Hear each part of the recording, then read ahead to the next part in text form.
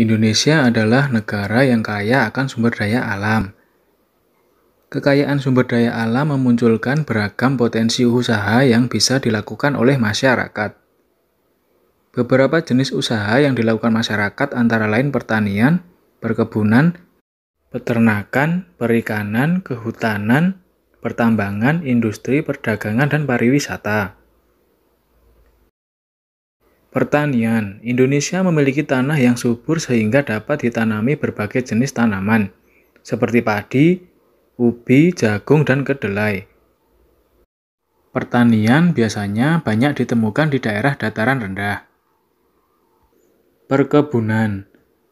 Perkebunan merupakan pengolahan lahan dengan menanam tanaman keras. Beberapa tanaman perkebunan seperti kopi, teh, kelapa sawit, lada, dan karet biasanya ditemukan di daerah dataran tinggi. Peternakan. Peternakan adalah usaha pemeliharaan dan pembiakan hewan untuk diambil manfaatnya.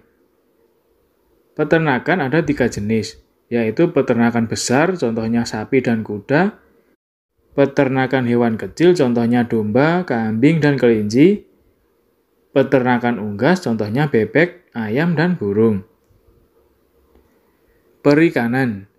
Usaha perikanan digolongkan menjadi perikanan darat dan perikanan laut. Perikanan darat meliputi perikanan air tawar dan perikanan air payau. Perikanan air tawar diusahakan di sungai, danau, rawa, waduk, bendungan di lembah-lembah sungai, empang, serta sawah yang digenangi air selama tanaman padi masih muda. Adapun perikanan air payau di tambak-tambak yang terdapat di tepi pantai. Sedangkan perikanan laut adalah usaha menangkap ikan di pantai atau laut, dan pembudidayaan ikan laut dalam tambak-tambak.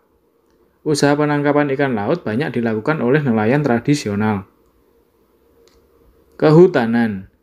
Hutan menghasilkan kayu, rotan, dan damar. Selain itu, hutan memiliki peran penting dalam keseimbangan alam. Hutan menyimpan oksigen yang dibutuhkan manusia di muka bumi. Pohon-pohon di hutan juga dapat menjaga kelangsungan siklus air, serta mencegah terjadinya banjir dan tanah longsor. Oleh karena itu, kita harus selalu menjaga kelestarian hutan dengan cara melakukan reboisasi dan mencegah penebangan liar. Pertambangan. Pertambangan adalah usaha untuk mengolah dan memanfaatkan mineral demi kesejahteraan manusia. Mineral yang berada di dalam perut bumi diambil dengan cara penggalian dan penambangan. Jenis-jenis barang tambang diantaranya bahan tambang mineral logam, contohnya timah, besi, tembaga, dan emas. Bahan tambang bukan logam, contohnya keramik dan marmer.